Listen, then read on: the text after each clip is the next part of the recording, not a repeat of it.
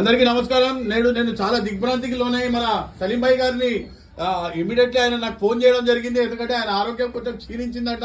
ఆయన ఆరోగ్యం క్షీణించడానికి కారణం మనం కనుక్కుందాం. ప్రతి ఒక్కరు ఇక్కడ చూడొచ్చు, ఈ కమ్మటి మేకపోతులు అన్ని తెచ్చి మనందరికీ సంతోష పెట్టడానికి కమ్మటి ముక్కలు మనం తింటుంటే ఎంతో ఆనంద సంతోషంతో 100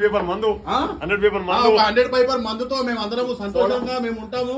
దయచేసి సోడా పోసుకోవాలంట. ఇక్కడ ఒక కస్టమర్ గారు చెప్తున్నారు సోడా పోస్తేనే బాగుంటుందని కస్టమర్ గారు చెప్తున్నారు. దయచేసి ప్రతి ఒక్కరు ప్రజలు రావాలి, వచ్చి ఈ కమ్మటి మటన్ ని తీసుకొని తిని వెళ్ళిపోవాలా. మన సలీం భాయ్ గారి ఆరోగ్యం క్షీణించిందని మనం కనుక్కుందాం. ఏం జరిగింది, ఏమైంది సలీం భాయ్ గారు ప్రజలకు తెలియజేయాలి. ఏమైంది?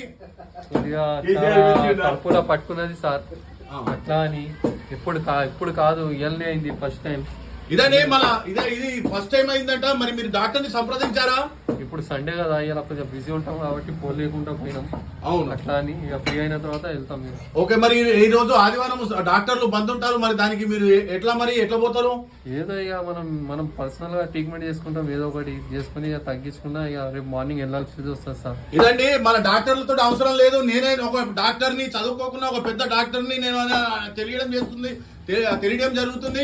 చూడొచ్చు, ఇక్కడ కమ్మటి ముక్కలు చాలా సంతోషంగా ప్రజలు కూడా వచ్చారు. ఇప్పుడు కొత్త కస్టమర్ కూడా వచ్చారు ఇక్కడికి చాలా మంది. దయచేసి ప్రజలారా, ఇక్కడ సభ్యులు కూడా రైల్వే స్టేషన్ లో ఈ కమ్మటి ముక్కలు అమ్మడం జరుగుతుంది. వచ్చి తీసుకోవాలని కోరుకుంటూ, ఎవరైనా డాక్టర్ గారు ఉంటే మన సలీం భాయ్ ని సంప్రదించి ఆయన ఫోన్ నంబర్ కాల్ చేయాలని కోరుకుంటూ సెలవు తీసుకుంటున్నాను.